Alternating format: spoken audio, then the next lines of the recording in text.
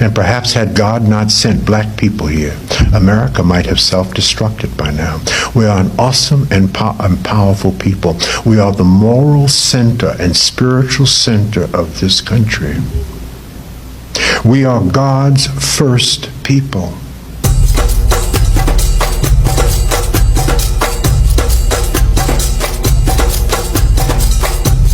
We have some really bad habits. We have some habits that are only exclusive to black people. White people don't do this. Only black people do this. Let me give you one. Nielsen, look it up for yourself. Last year came out with a major report on television viewing in America. Black people watch 72 hours of television a week. That's 10 hours of television a day. Only black people do this. We watch 40% more television than any cultural group in the history of America. So let me say this about that. If you are a Negro watching 10 hours of television a day, you are toast. You are useless.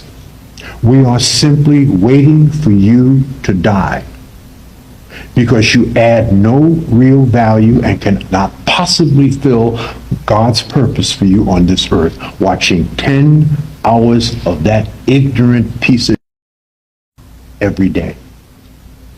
It's not possible for you to amount to anything.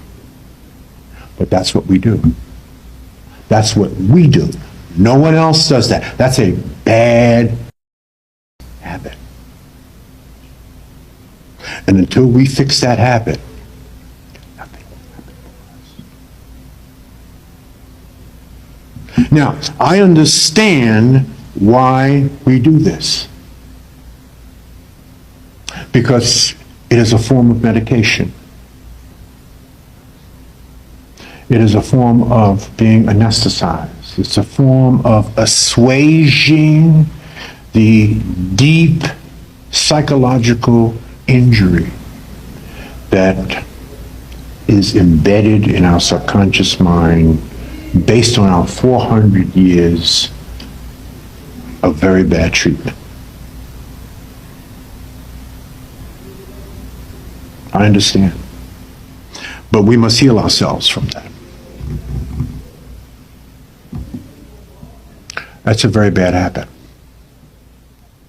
The other bad habit we have is we don't know who we are. Most black people have no clue how awesome, magnificent, and beautiful and brilliant we really are. Either we have forgotten or we never learned. No one tells us, no one teaches us. That we are the children of the slaves that would not die, that we have the genetic encoding of the great kings and queens of Africa, that we were building pyramids and solving complex engineering problems when other cultures were living in huts eating each other. And in spite of the fact that America kept its foot on our throat for 350 years, we overcame that and we rose like the phoenix. So if everything happens for a reason and serves us in some special way, and we will never understand that reason looking forward, and we will only understand it looking backwards, if that is in fact true, and it is, maybe we were not brought here, maybe we were sent here. Do you believe that God would put his weakest people here to do his toughest job? I don't think so. How could an America who could morally, spiritually, and biblically justify the kidnapping, raping, and pillaging of another two people, natives already in America, and Africans brought to America, have any moral or spiritual grounding?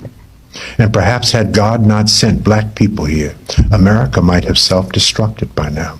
We are an awesome and powerful people. We are the moral center and spiritual center of this country. We are God's first people. The first human remains, 75,000 years of humans as we know them, were found in the Olduvai Gorge in Ethiopia. If you're hanging out in Ethiopia, brothers and sisters, you're blue-black. I've been to Ethiopia. You ever see Ethiopians? First of all, you'd know one if you saw one. And they're very dark. And for 200,000 years, according to the Smithsonian, life centered around Africa. Life was in Africa.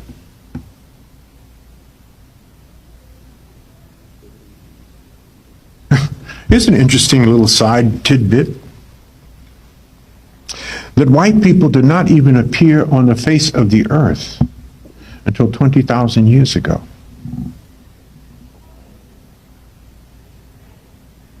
And that's because of the ice age, phenotypes changed, skin color changed, they migrated out of Africa. You know the story. So we have a 200,000 year head start. We are God's first people. And God ain't stupid. But most of us don't even know this. We have no clue. We dabble in, whatever history we dabble in, it's about 400 years old. That's about all we know. There's a much greater story than that.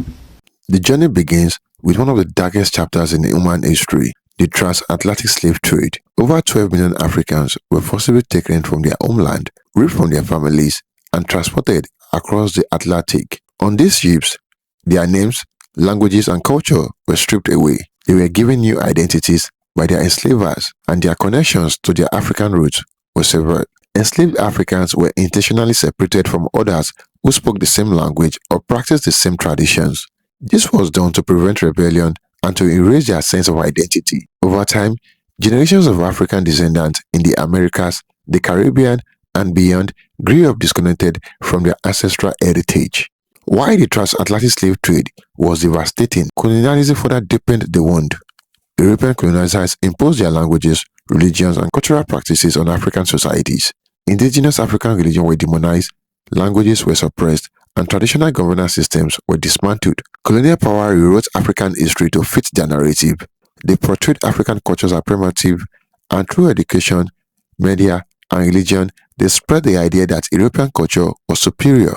This led to many Africans and their descendants to internalize these beliefs, distancing themselves from their own heritage. The legacy of slavery and colonialism did not end with their formal abolition.